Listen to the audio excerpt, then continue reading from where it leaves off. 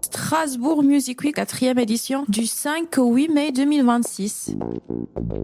Entrez dans les coulisses de la musique et rejoignez un réseau ouvert et engagé. Nous sommes le 5 mai 2026 à Strasbourg Music Week. Gabrielle Bloch, vous êtes conseillère régionale Grand Est avec une délégation culturelle, c'est bien ça ?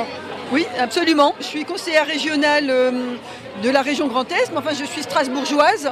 Je suis née à Strasbourg et je suis déléguée à la culture. Je suis en charge particulièrement du patrimoine et également de l'interreligieux, de l'interculte. Qu'est-ce qui vous amène aujourd'hui à soutenir Strasbourg Music Week ? Ça fait depuis le début que la région soutient, mais pourquoi alors que vous avez dit 80% du territoire, au moins du Grand Est, est rural. Ici, on n'est vraiment pas dans la ruralité. Je vous remercie pour votre question. Effectivement, plus sérieusement, Strasbourg est un pôle culturel hyper important dans toute la région. Pour la région, c'est important de soutenir les réseaux qui soutiennent les musiques actuelles, qui favorisent l'interconnexion entre les différents groupes et les professionnels, et a fortiori dans le transfrontalier. Ça fait vraiment partie de nos missions. Mais dans le transfrontalier, si on regarde de l'autre côté de la frontière, du côté allemand ou suisse par exemple, les institutions politiques sont nettement moins présentes en soutien des événements culturels. Il y a une spécificité française à soutenir avec de l'argent public la culture. Vous avez envie de poursuivre ça ? Non, alors je vous explique. Avec l'argent public, on soutient des artistes, des groupes d'ici, des Alsaciens, je crois que c'est surtout des Alsaciens en l'occurrence, il n'y a pas beaucoup d'autres régions si je ne m'abuse. Non, il y a des gens de tout le Grand Est là. Il y a de tout le Grand Est, ok. Donc voilà, enfin on soutient en tout cas nos artistes régionaux et surtout on cherche à favoriser afin qu'ils puissent jouer dans des festivals et se faire connaître en Allemagne, en Suisse et au Luxembourg. C'est à ça que ça sert ce festival. Et c'est vraiment important, là vous avez un groupe de rock qui s'appelle Pales, qui est d'ici, qui est de Strasbourg et qui commence à jouer vraiment de plus en plus en Allemagne, qui est en train de se faire connaître très bien sur la scène allemande. Donc ça, pour nous, c'est hyper important.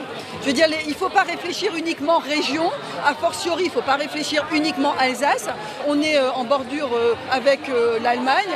L'Allemagne, c'est le plus grand territoire culturel d'Europe. Donc si on peut favoriser la diffusion de nos artistes en Allemagne et évidemment aussi en Suisse et au Luxembourg, c'est franchement formidable.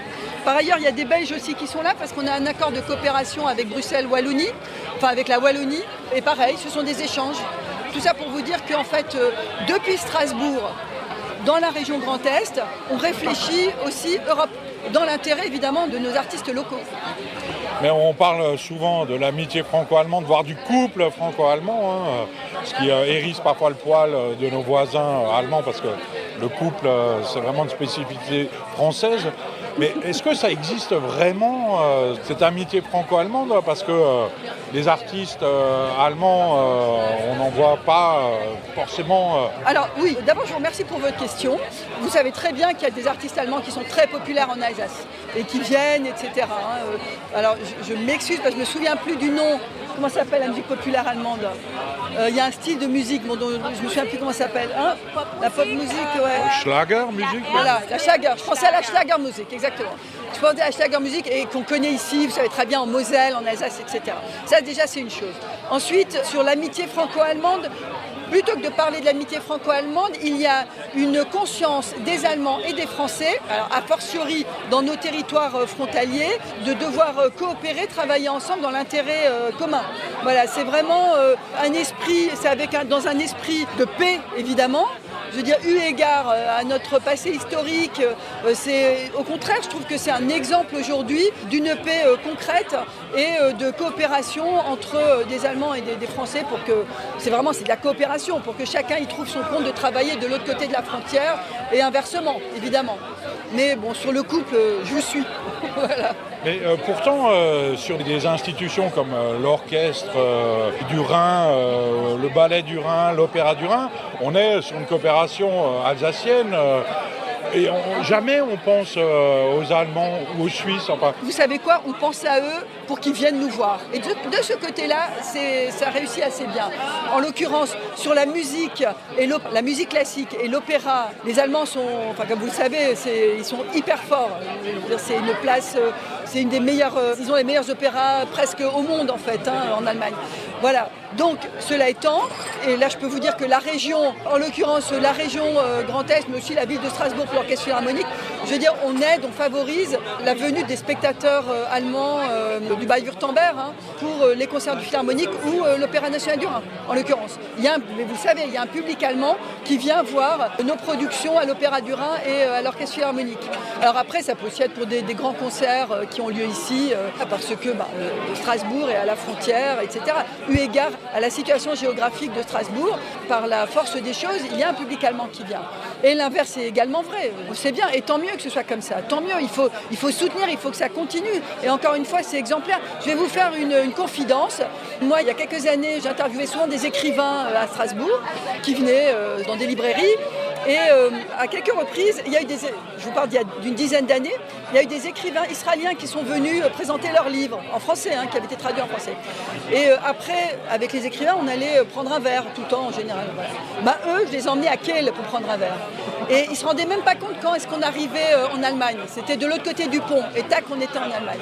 Et on y allait comme ça. Et je le faisais exprès pour leur montrer un possible, un avenir, un futur possible, que je leur souhaite aussi un jour arrivera dans leur pays. Voilà. On peut faire la même chose avec des Libanais. Et ils ont acheté du tabac 2 fois moins cher et du cannabis légal en Allemagne? Alors pas le cannabis parce qu'ils voulaient repasser en Allemagne. Mais non, on se limitait à la bière et à la Schwarzwald. Voilà. Et sinon, pour terminer, si vous deviez emmener quelqu'un qui découvre Strasbourg, vous le prenez par la main, vous l'emmenez où à Strasbourg pour découvrir cette ville? Quel lieu? J'adore ma ville, je veux dire, mais je ne vais pas vous faire... il y a à la fois... moi j'aime beaucoup la Neustadt, le quartier de la Neustadt, c'est-à-dire la place de la République, enfin tout ce quartier allemand qui est tellement emblématique de Strasbourg parce qu'il a été construit après 1870 et qu'il est le résultat aussi de la concurrence, presque des égaux entre l'empereur Guillaume II et les Français en fait, à la même époque, puisque Guillaume II voulait... en quelque sorte, il voulait en mettre plein la vue aux architectes à la France en fait et faire des bâtiments encore plus beaux que ceux du baron Haussmann. Parce que c'était ça en fait. Il y avait, c'était vraiment Paris est en train de se développer avec les immeubles haussmanniens qui étaient en train d'être construits et c'était magnifique. Et il a voulu vraiment, il se sentait en concurrence. Il a voulu faire aussi un modèle à Strasbourg pour un modèle qui soit encore plus beau que les immeubles haussmanniens. Bon voilà, donc c'est typique allemand. Alors, évidemment, sinon il y a la cathédrale de la Petite France, etc. Ça c'est le Strasbourg touristique qu'on connaît. Mais si vous voulez, le quartier européen qui est très joli. Mais en dehors de ça, tout ce qui est le nouveau Strasbourg avec l'ancienne friche Segmüller qui maintenant est devenue un quartier culturel moderne avec les archives d'Alsace sur le long de la route du Rhin, tous les quartiers qui ont été construits vraiment le long de la route du Rhin et qui débouchent sur l'Allemagne d'un côté et de l'autre côté l'autoroute vers, entre guillemets, l'intérieur de la France, quoi. Ça c'est vraiment ce Strasbourg moi que j'aime qui est finalement des deux côtés des rives du Rhin. Ou bien le jardin des deux rives aussi, c'est une réussite. Le jardin des deux rives, des deux côtés français et allemands, où on peut aller en traversant juste le pont. Encore une fois, quand vous voyez ce qui se passe en Ukraine, quand vous voyez ce qui se passe au Proche-Orient, mais on a quand même réussi quelque chose d'extraordinaire et qui doit être un modèle pour ce qui se passe, pour d'autres peuples qui sont en guerre aujourd'hui.